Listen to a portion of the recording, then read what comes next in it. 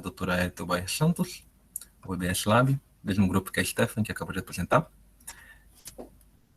E o que nós vamos falar um pouquinho hoje, como eu não sei, como sei que tem gente de graduação, como eu não sei se todo mundo já tem conhecimento de bioinformática e já tem algum nível de bioinformática, eu vou falar rapidamente do que é bioinformática, para todo mundo ficar no mesmo nível, como as proteínas são estudadas em bioinformática, quais os bancos de dados que nós podemos estudar, porque isso é muito importante mesmo, e também quais as principais ferramentas e por que a gente utiliza elas.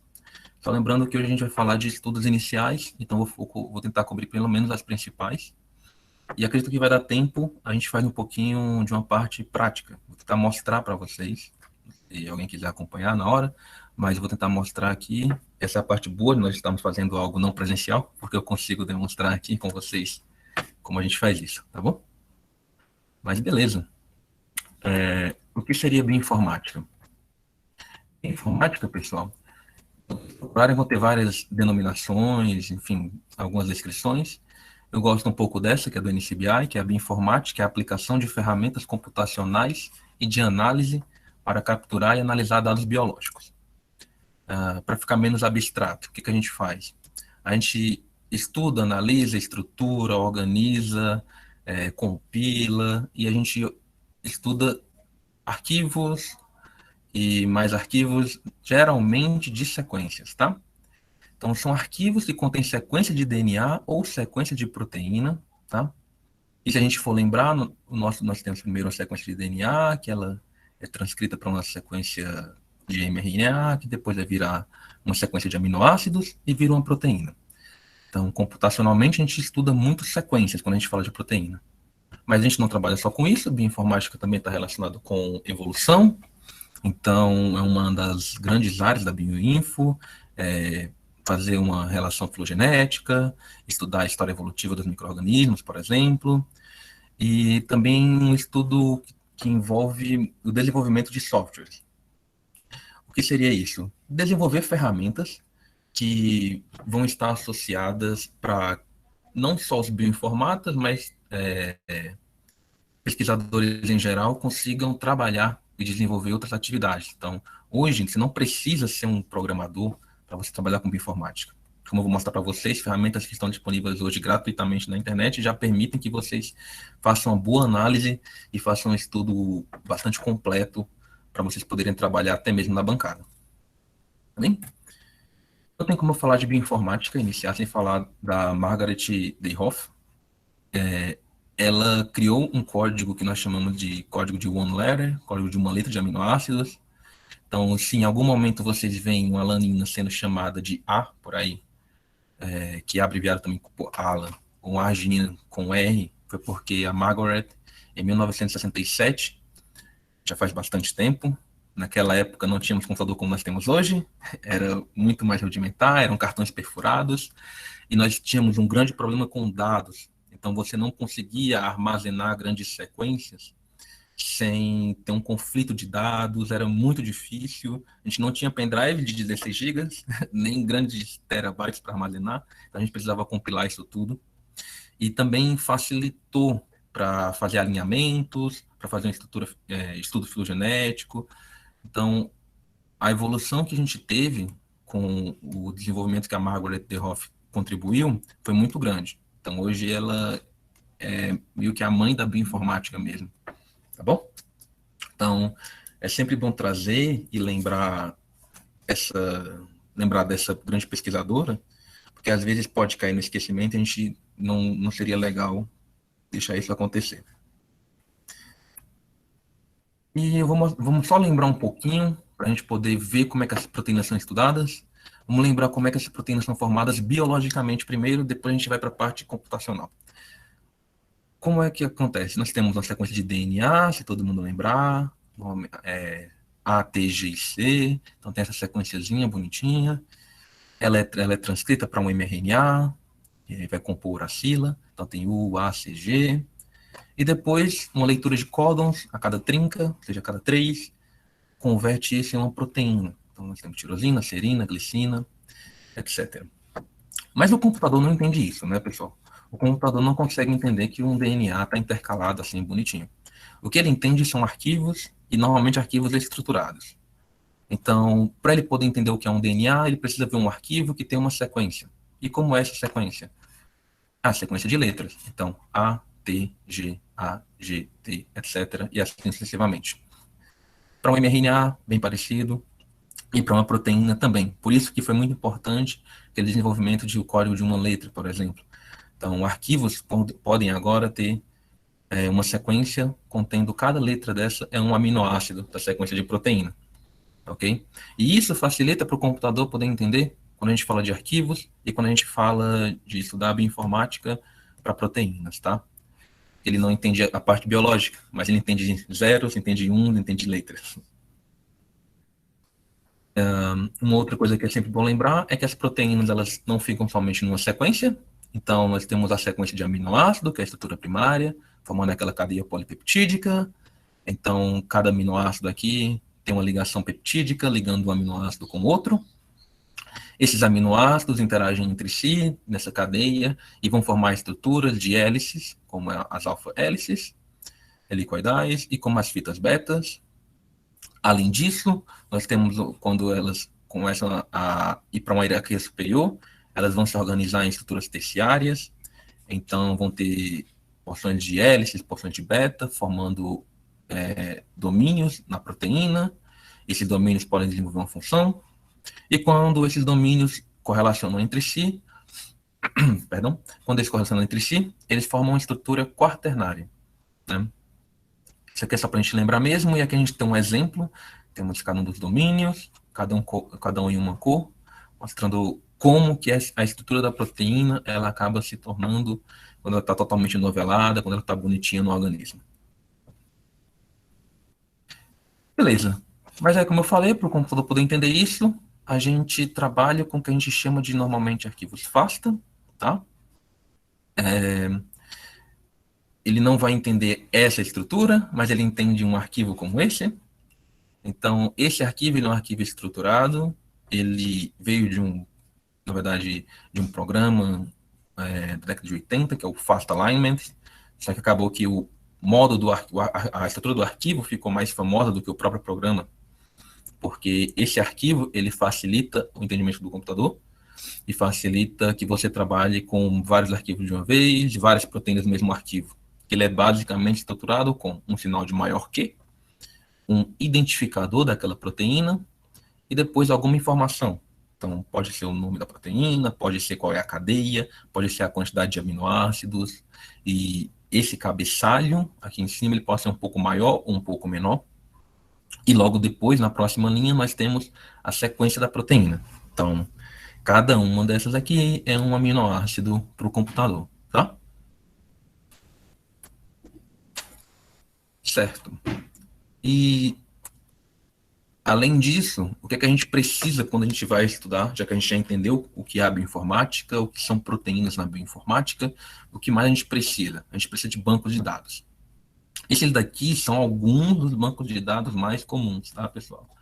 Existem outros bancos de dados, existem bancos de dados diferentes, mas quando a gente fala de proteína e quando a gente fala de fazer pesquisas e análise de ferramentas web, os mais comuns são esses, tá? Talvez um dos mais conhecidos e que a gente usa muito é o NCBI, tá? Tem informação de genomas, de genes, e tem algumas ferramentas para aprender ele. Nós vamos falar dele um pouquinho hoje também. Temos o PDB, o Protein Data Bank. O PDB é um site que ele acomoda estruturas de proteínas. Então, aqui dentro do PDB, a gente consegue encontrar proteínas que já têm estrutura resolvida. Tem o European Molecular Biology Laboratory, então a gente chama de MBL. Ele acomoda não só ferramentas, mas também dados de sequência e várias outras ferramentas que a gente pode utilizar. Temos o UniProt, o Interpro, que tenta organizar informações de proteínas, catalogar e deixar disponíveis. O PFAM, ele é um banco de dados que inclui famílias de proteínas, então proteínas que possuem a mesma atividade, a mesma função, ou possuem domínios proteicos semelhantes, eles são sempre acomodados dentro de uma mesma família, tá? Existem pessoas que trabalham somente com isso, então quando a proteína é estudada, quando você tem uma função da proteína já descoberta, ela vai entrar dentro de uma família, né? Pode ser uma transglicosilase, pode ser uma peptidase, pode ser uma acetiltransferase, pode ser um two component system, enfim, qualquer uma das famílias. Existem centenas de milhares.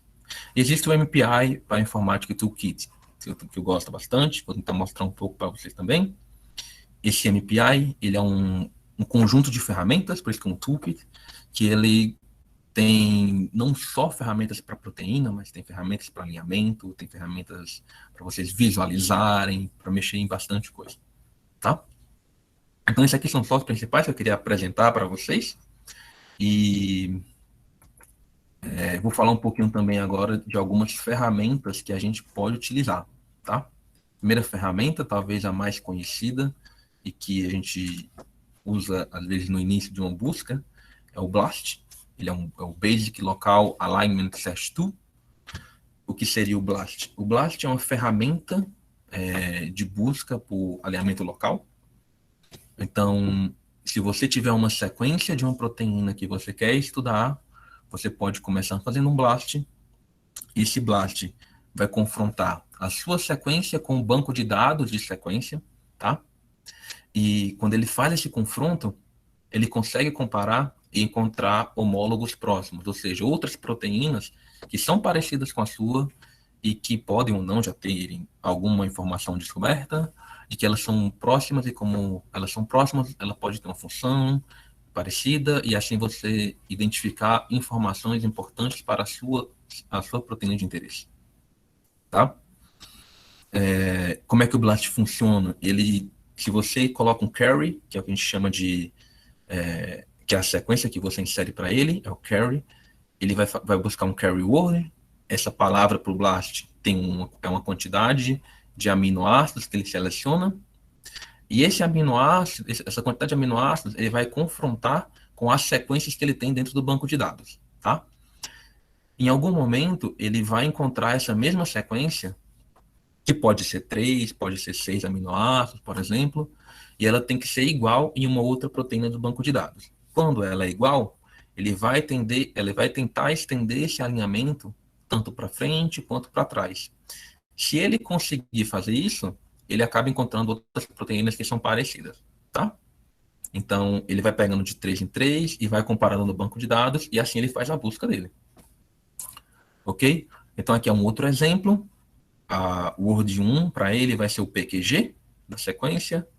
Ele vai confrontar com o banco de dados, vai tentar encontrar sequências que tem um P, um Q e um G, e vai tentar estender até o final. Se ele conseguir, ele chama isso de um hit. Se ele não conseguir, ele vai para a próxima sequência. Ele vai repetir isso várias vezes.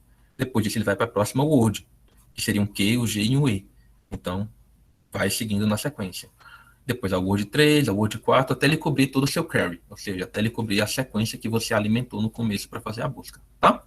Essa aqui é a carinha dele. E a gente vai tentar ver um pouquinho melhor daqui a pouco, tá bom? Uma outra ferramenta que eu gosto de utilizar, e eu quero apresentar para vocês, é o Jackhammer. Tá? O Jackhammer, ele é uma busca iterativa contra um banco de dados de sequência. O que é que ele faz? Você pode utilizar uma sequência de sua proteína para você fazer uma busca no Jackhammer, e ele vai fazendo várias buscas em sequência. Tá? Você vai controlando essas buscas. Cada vez que você faz uma busca no Jackhammer, então você coloca uma sequência, você faz uma busca contra outras sequências que estão no banco de dados, e ele vai criar um modelo com a sequência que você inseriu, tá? No final, ele usa esse modelo para fazer uma próxima busca. Esse modelo a gente chama de um modelo HMM, que é esse nome aqui, esse Hidden Markov Models. Ele é um modelo matemático que ele alinha todas as sequências encontradas na busca junto com a sequência que você inseriu. E com isso, ele consegue criar um modelo matemático, tá? Para buscar outros homólogos que já estão um pouco distantes da sua sequência inicial. Então agora a gente já não faz mais uma comparação de uma sequência contra sequência. A gente compara agora um modelo criado a partir da sequência que você insere no programa para ir contra uma busca contra um banco de dados de sequência, tá? Então, isso permite que a gente alcance a homologia, ou seja, sequências que são parecidas, mas que estão ainda um pouco mais distantes da sequência que você, de proteína que você inseriu no início, tá certo? Então, a gente já está começando a ampliar um pouco a busca e conseguir coletar mais informações de uma proteína que você estiver estudando. Eu quero também mostrar e falar um pouquinho do MPI, porque se vocês repararem, esse aqui é o site do MPI, ele tem várias e várias ferramentas aqui em cima, eu vou mostrar ele daqui a pouco também, mas é só para mostrar que ele tem muitas ferramentas. Não dá para a gente falar de tudo aqui. Eu vou tentar falar para vocês só um pouquinho do HHPRED. Eu gosto também do HHPRED, porque você pode inserir para o HHPRED tanto uma sequência de uma proteína, um arquivo, ou copiando e colocando para ele. O que é que ele vai fazer? Com a sequência que você inseriu, ele vai criar um modelo, tá? Ele mesmo coleta outras sequências parecidas e ele mesmo cria esse modelo. Você não precisa fazer isso, tá? E com esse modelo, ele vai confrontar com um banco de dados de modelo. Então, agora a gente já está comparando modelo contra modelos, tá? Ou seja, são modelos matemáticos contra outros modelos matemáticos de família de proteína, por exemplo. Tá certo? E isso permite que a gente consiga encontrar sequências proteínas que estão ainda mais distantes e aumentar ainda mais o espectro de busca, certo? Encontrando essas sequências que são parecidas com a sua e que estão ainda mais distantes, permite você ter ainda mais informação da proteína que você tiver interesse. Ok? Beleza. Mas para não ficar tão abstrato, eu vou tentar colocar aqui um problema e tentar mostrar um pouquinho na prática como é que a gente usa essas ferramentas e tentar deixar um pouquinho mais palatável essas informações para vocês, tá? Para não ficar tanto eu falando de modelo matemático ou falando de sequência, proteína, e tentar deixar um pouquinho mais hands-on, vamos colocar a mão na massa um pouco. Imagina que você está no seu laboratório, imagina que você é um pesquisador, você está no seu mestrado, doutorado, ou que vocês acabaram de entrar no laboratório, você está na IC, e vocês querem encontrar mais informações da proteína de vocês. Ou vocês têm uma proteína de interesse no laboratório e você quer estudar um pouquinho mais. Ou você quer saber se já existe, por exemplo, alguma estrutura resolvida, seja por cryo-EM, seja por difrações de raio-x, se já existe alguma estrutura conhecida que já foi resolvida e se essa que seja parecida com a sua proteína. Vocês vão ver que só com essas ferramentas que eu acabei falando para vocês, acabei demonstrando, dá para a gente já ter todas essas informações. E é de um modo até um pouco rápido. Tanto que eu vou pedir licença, vou sair um pouquinho da apresentação aqui. Ok, vamos sair agora. Se todo mundo estiver vendo, se vocês não estiverem vendo minha tela, é só me falar, tá? Mas eu acho que está mostrando bem para vocês. Tá ok? Beleza. Eu estou aqui no site do Blast, tá bom? A gente vai começar por aqui. Então, nós temos aqui Blast Suite. Ele tem alguns módulos. Então, nós temos o BlastN, que ele busca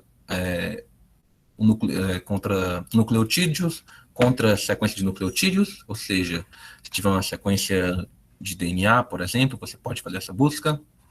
Temos o BLAST-P, que é o que nós vamos utilizar hoje, que ele busca uma sequência de proteína contra um banco de dados de proteína. E temos outras ferramentas também, BLAST-X, uma sequência de proteína contra uma sequência de nucleotídeos traduzidos, o T-BLAST-N, o T-BLAST-X, cada um deles tem uma função. Para a gente estudar proteínas, a gente usa mesmo o BLAST-P, tá? Eu coloquei aqui apenas uma sequência de teste, tá bom, gente? Não, é uma tirosina quinase, que já é bem conhecida, mas que serve bastante para a gente fazer esse exercício aqui, tá? Você pode tanto colocar a sequência aqui, como escolher um arquivo. Então, é só dar um choose file. Eu estou usando aqui no Windows, mas em outras, Ubuntu, Linux, é bem parecido. Estou fazendo no Windows justamente para mostrar que dá para fazer mesmo sem outros sistemas operacionais. Então, você pode simplesmente escolher a sua sequência. Lembra daquele formato FASTA? Então, tá lá, 2ABL, falando qual é o identificador, o tamanho da minha proteína, um tirosina kinase, e tem toda a sequência, começando com uma metionina, glicina, prolina, etc., até o final. Vou fechar aqui, porque eu já tenho minha sequência, não preciso colocar o arquivo. Como ainda está estruturado, ele mesmo já pega esse primeiro cabeçalho e ele mesmo já colocou aqui, ó. Então já fica o título do meu job, ou seja, o meu trabalho já fica com esse título. Vocês podem escolher o banco de dados. Normalmente eu gosto de trabalhar com o NR, porque ele é um banco de proteínas não redundantes. Ou seja, se a gente tem vários e vários organismos sequenciados e várias proteínas já no banco de dados, ele só vai contar uma proteína de cada vez. Ou seja, mesmo se tiver 20 proteínas que estão repetindo em vários organismos diferentes, ele não conta ela várias vezes. Isso ajuda porque lembra que ele vai confrontar o meu query, a minha sequência com cada uma das proteínas, então isso vai deixar ele ser um pouco mais rápido na busca. Vocês podem usar outros, tá bom? Eu sugiro usar o NR, ou usar o RefSec, que é um banco de dados curados, também vocês podem utilizar. Tem uma opção de você buscar somente por um organismo, então eu poderia buscar por uma Escherichia coli. Você? Pseudomonas. Agora ele funcionou. Por exemplo, pode pesquisar por pseudomonas, tem várias e várias pseudomonas que eu posso escolher aqui. Ou você pode utilizar buscar por um organismo que você trabalha, que você queira ver mais especificamente. Tá? E depois você pode simplesmente clicar em Blast e ele mesmo vai fazer essa busca. Ele fica aqui fazendo essa busca e vai contando aqui o tempo de submissão e ele mesmo dá um update na página de tempos em tempos. Tá ok? A gente não precisa esperar, porque eu já tenho essa busca feita. Tá? Esse aqui é o resultado. Ele não vai demorar muito, deve ser uns 2 a 3 minutinhos, é rápido isso, só que a gente não vai esperar. Então, o resultado ele aparece nessa tela, ele mostra qual foi o título que a gente tinha lá, qual foi o programa que a gente utilizou, qual foi o banco de dados, e ele vai te dar o resultado numa tabelinha como essa. Então, o que a gente está vendo aqui nessa tabela? Uma descrição de vários e vários hits, ou seja, são sequências que ele encontrou no banco de dados que são semelhantes com a nossa. Tá? O que é mais importante também a gente observar aqui, esse score e principalmente esse value. O que é esse value? Esse value ele vai aparecer em vários tipos de programas que vocês utilizarem. Praticamente todos, quando vocês fizerem buscas assim. Ele é um valor de expectativa, ele é o expectation value. Ele é um valor para te dar uma confiança no resultado. Ou seja, se eu pegar a minha proteína, meu query que eu inseri, e se eu fizer uma busca em um banco de dados, qual é a chance de obter aquele resultado, ou seja, obter esse hit aqui, para um valor de expectativa, ou seja, para um valor ao acaso. Então, se eu coletar uma proteína ao acaso, qual é a chance? Então, a chance vai ser muito baixa. Nesse caso, está sendo 0,117 zeros, depois um 9, ou seja, 9e menos 117. Ou seja, é um valor muito baixo. Então, esse é o valor de chance que eu teria de obter esse mesmo resultado ao acaso, então, expectation value. Tá? Então, um valor muito baixo, então posso ter uma confiança maior nesse resultado. Garante que realmente aqui existe homologia entre essas sequências. Tá? Então, ela está mostrando que é um SH3 e SH2 domain. Tem outras proteínas aqui, proteínas hipotéticas, BCRs, tirosina kinases, e vários outros. Aqui ele te dá os 100 primeiros resultados, todos eles com I-values muito bons, tá? 2 e menos 108 ainda é I-value muito bom. Quanto mais próximo de zero, melhor esse value, tá? Ele te dá também uma identidade aqui, que é para te falar qual a identidade dos aminoácidos que ele conseguiu alinhar com a sua proteína. Talvez eu mostre também um graphic summary, pode facilitar para vocês. Esse graphic summary, ele mostra aqui em cima qual é a sequência carry que eu usei. Não sei se está muito pequeno, vou tentar aumentar um pouco. Então, meu carry está aqui em cima, minha sequência. E qual é a porção da sequência que tem um domínio. Então, aqui tem um domínio de SH3 dessa família, tem a família SH2. Cada um dos hits, ele mostra qual o tamanho da cobertura. Então, se vocês verem em vermelhinho uma cobertura boa, ele está cobrindo do começo da minha sequência que eu coloquei de carry até o final. O segundo hit também. Esse hit foi um pouquinho menor, mas ainda está ótimo. E assim sucessivamente. Ele te dá um alinhamento para cada um dos hits, para vocês verem, por exemplo, o meu carry começa aqui com 1 e está alinhando com o primeiro subject.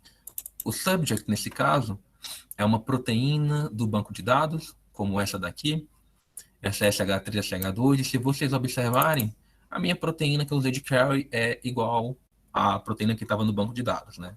Ele acabou encontrando ali muito parecido. E isso ele vai mostrando para cada uma delas, tá? Então tem várias e várias. Algumas vão ser um pouquinho diferentes, vou tentar mostrar. Deixa eu pegar uns resultados um pouco mais para baixo. Todos eles estão muito parecidos. Mas isso é muito bom também. E vocês podem observar, quando vocês estiverem estudando, vendo quais são essas. Então, tirosine protein kinase. Nesse caso já era esperado, porque a gente colocou uma sequência de tirosine kinase, tá? Então, já começam a observar uma certa homologia com a tirosina quinase. Beleza. Esse daqui é o nosso BLAST. Tá? Essas aqui são as principais funções que ele tem. Vou falar um pouquinho também desse jackhammer que a gente mostrou.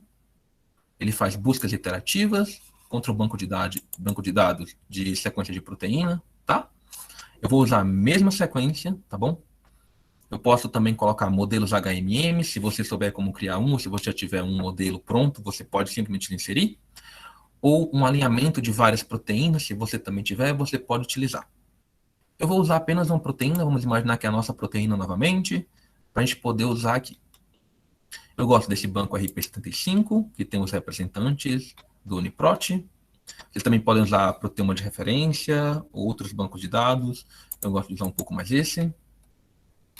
E para a gente fazer esse jackhammer, basta colocar a sequência. A gente pode dar um submit, que ele vai rodar. Enquanto ele roda aqui um pouquinho, já tenho esses resultados, então a gente vai seguir por aqui. Ele vai te dar uma tabelinha como essa daqui, com vários resultados, tá? A primeira coisa que ele te mostra são os matches e as features, então as características que ele encontra. Nós temos aqui de novo um SH3, tá pequenininho aqui, não sei se eu consigo aumentar.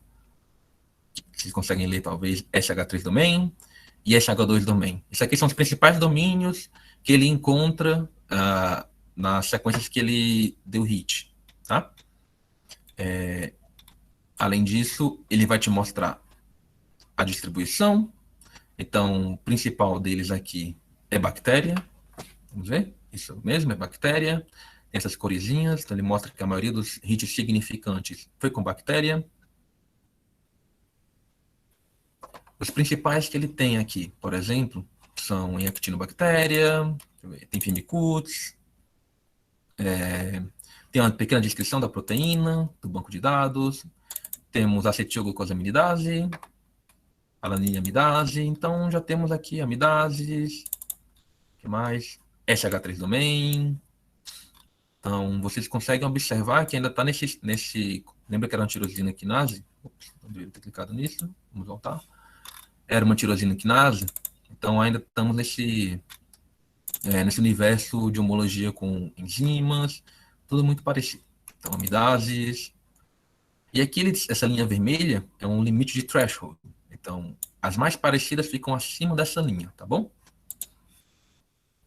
E, além disso, ele te mostra, por exemplo, novamente o e-value. Então, aqui a gente tem esse value para cada uma delas. 1.1 e menos 12. Lembra que quanto mais próximo de zero é melhor. Cada um deles aqui está um e-value até muito bom. Tá? E menos 12, então é 0,000, 12 zeros, com 1 no final. E o que você pode fazer? Lembra que eu disse que a gente vai fazendo várias e várias buscas, né? O que você faz, você pode observar a primeira e depois você pode fazer uma segunda interação. Então, por isso que é o que a gente chama de iteração. Não é interação com N, é iteração mesmo, tá? Então, você vai pegar a primeira busca e vai fazer uma segunda iteração. Você coloca para rodar, ele vai pegar todos esses resultados que a gente tem aqui, ó, até esse threshold, ele vai alinhar todas essas proteínas, ele vai criar um modelo e vai fazer uma busca novamente contra um banco de sequências, tá? Ele vai rodar aqui um pouquinho, ele já está carregando. Vocês podem ver que foi até rapidinho, ele te dá essa tabela. Então, nós temos a iteração número 1, que a gente tinha, que foi a primeira. Nós temos a iteração número 2. Se você quiser, se você olhando aqui, ó, a gente já aumentou de 40 para 3.300 proteínas parecidas. Então, já aumentou bastante o universo que a gente está olhando. Você pode iniciar uma terceira iteração. Como a gente está só fazendo um exemplo, não precisa. Vamos olhar aqui a segunda iteração. Ele vai carregar aqui um pouquinho. Ok. E novamente a gente ainda está no universo de bactéria. Excelente. A gente não saiu desse universo. Esses velhos ainda estão bons. Podem ver que ficou ainda menor os velhos. Por que ficou? Ele está buscando uma homologia remota, comparando agora um modelo. Então você criou um modelo matemático para fazer essa busca. Novamente estamos agora em Firmicutes, Actinobactéria, acetilglucosaminidase. Então a gente já consegue observar homologia com esses grupos. SH3 domain novamente. E muito mais. Só para mostrar aqui para vocês, ó, isso daqui é um logo que ele está posicionando o modelo. Então, esse daqui é o modelo que nós temos até agora. Então, tem um triptofano aqui bastante evidente.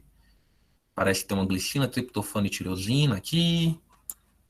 Tá? Então, esse daqui é o modelo que, se eu quiser, eu posso fazer agora uma terceira iteração.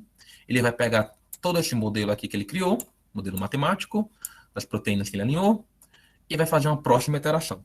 E eu posso fazer isso, gente, quantas vezes eu quiser, tá? Ele faz várias e várias iterações. Uma outra coisa que é bom de observar aqui, você tem uma opção de vir em domínio. Eu gosto de usar essa opção. Vou carregar um pouquinho. Ok. Deixa eu ver se já tem essa informação aqui. Tá, eu tenho essa informação aqui. Ele mostra para vocês os domínios que ele encontrou, tá? Então, de todas aquelas proteínas, a grande maioria, 430 sequências, tem uma arquitetura de domínio assim, SH3, SH3 e NLPC P60. Vamos imaginar que a gente não faz ideia do que seja isso. Tipo, qual é a homologia que está tendo? Não sei. Não sei o que é um SH3, eu não sei o que é um NLPC, tá? Eu não faço ideia do que seja. Quando você olhar aqui, ó, ele já te dá um link, ó, Bacterial, SH3, te dá um link para o PIFAM. É só clicar nesse link, por exemplo. Eu vou clicar porque a gente pode sair e voltar, é bem tranquilo. É tudo muito fácil mesmo assim.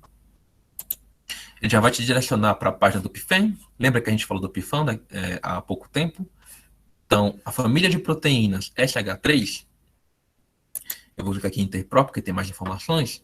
Ele já te dá todo o dado que ele tem de informação para essa família. Então, SH3 é um domínio de pequenas proteínas, que contém 50 aminoácidos, mais ou menos, alguns resíduos, encontrado numa variedade de proteínas de membrana associadas com membrana, intracelulares.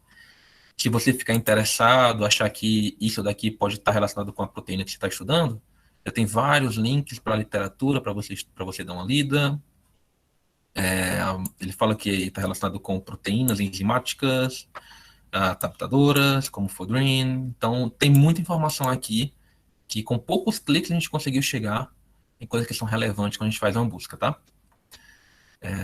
Além disso, eu vou voltar aqui rapidinho. E você pode fazer isso com os outros domínios. Você pode olhar o que é um domínio NLPC, pode ver se isso faz sentido com a proteína que você está observando, tem domínio de amidase. Então, isso daqui, para quando você estiver estudando uma proteína, é um prato cheio. Você pode estudar e encontrar informações bem fáceis. Tá? Mas o que ainda dá para a gente fazer, se você quiser ir ainda mais longe, a gente já encontrou vários e vários homólogos da nossa proteína, que já têm informações conhecidas, ou seja, como são homólogos, você pode ter uma função parecida para a sua. Você pode fazer o download desse resultado, e eu recomendo que quando vocês estiverem estudando, vocês façam o download. Porque, por exemplo, eu gosto de fazer o FASTA alinhado, por exemplo. Ele vai baixar aqui. Porque ele só fica disponível por pouco tempo. E eu gosto de baixar porque eu posso vir aqui no HHPrед, por exemplo, e eu posso colocar tanto a minha sequência quanto aquele download que eu acabei de fazer. Então, vamos dar um upload. Posso colocar a minha sequência, ou aquilo que eu acabei de baixar. Aqui, ele está carregando. São várias e várias sequências. Então, lembra que a gente tinha umas 3.000 sequências, então ele carregou todas aqui. Eu baixei, coloquei várias sequências aqui de uma vez. Ele demora até a mostrar, porque são muitas. Eu posso escolher vários bancos de dados, tá? Eu vou tirar aqui só para mostrar para vocês, porque ele só deixa eu escolher até 4. Mas, então, tem vários bancos de dados aqui, por exemplo. Eu posso escolher aqui o Pifan, ou outros bancos de dados.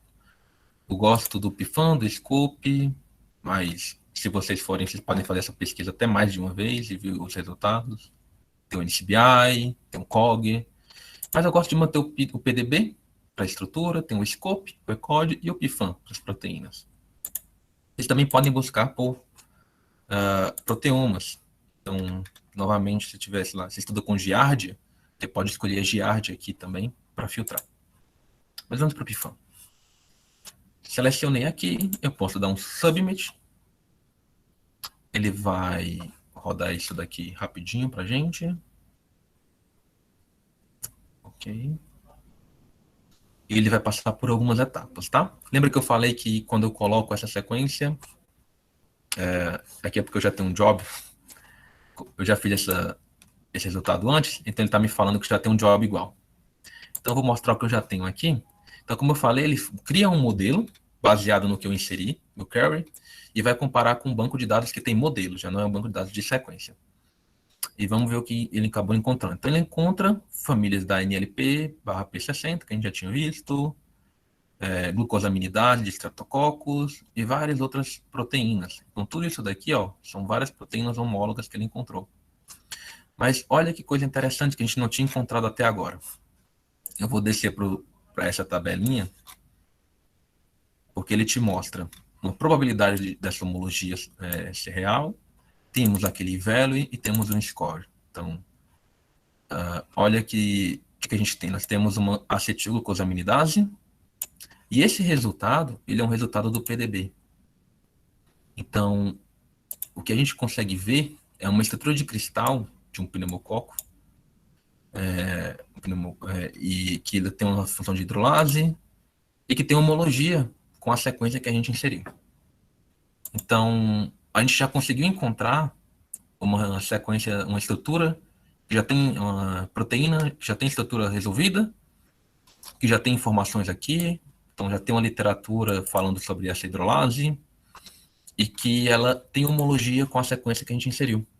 Então, isso de dar mais informação, você pode ler, e como elas são homólogas, você pode imaginar que a sua é um pouco parecida com ela, e ter mais informações, mesmo que a sua sequência não tenha informação nenhuma, com poucos cliques, poucas ferramentas, a gente conseguiu ter várias e várias informações de outras estruturas parecidas e homólogas, tá? E aqui tem muito mais, tem outras famílias, tem NLPC/P60, também do PDB, e várias outras estruturas parecidas, e com isso você já tem informações pra caramba sobre estruturas e sequências que são homólogas com a sua, tá? Então, aqui rapidinho, eu mostrei para vocês, eu vou voltar para minha apresentação.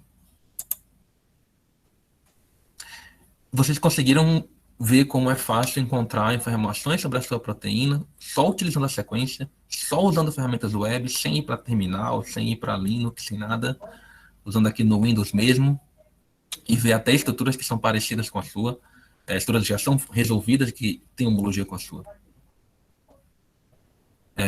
Eu queria mostrar basicamente isso hoje, e eu queria mostrar para vocês, trazer essa frase, uma mensagem final, que time de pesquisa que terão mais sucesso nas próximas décadas serão aqueles que conseguem com sucesso fazer uma troca entre a bancada do laboratório, a prática clínica e o uso de ferramentas computacionais sofisticadas. Isso aqui é um trabalho de 2002 do NCBI, até recomendo a leitura, ele é muito interessante. E isso é muito verdade. Hoje, para a gente trabalhar, é uma das coisas que a gente faz aqui no laboratório, é unir bastante bioinformática com a bancada. Ou seja, a gente consegue fazer pesquisa de bioinformática e depois a gente vai na bancada, tenta comprovar aquilo, tenta mostrar como é que uma proteína funciona, encontrar novos efetores do Type 6, do sistema de secreção do tipo 6, que inclusive é o meu trabalho que eu faço aqui hoje. E eu queria só mostrar para vocês que existem ferramentas que vocês podem utilizar no trabalho de vocês, que elas estão disponíveis, são gratuitas, e hoje você não precisa saber programar, não precisa nem mexer em Linux, às vezes, para fazer uma busca rápida, fácil, como a gente fez hoje aqui, tá? E por fim, só agradecer ao pessoal do curso de inverno pela oportunidade de estar falando com vocês hoje. Aqui, agradecer também ao pessoal dos meus companheiros aqui de trabalho, do grupo Pai Santos. Convido vocês a entrar no nosso site, a gente tem um site novo, então vocês podem estar entrando, ver um pouquinho do que a gente trabalha também. Nosso grupo do LIP, que estuda estrutura e evolução de proteínas, as agências de fomento, aqui a USP e o ICB também. Tá? Aqui tem o meu e-mail, então fico disponível para perguntas, ou se vocês quiserem, podem entrar em contato no e-mail, quiserem só saber como é que a gente trabalha, quiserem enviar um e-mail depois perguntando, fiquem à vontade, tá?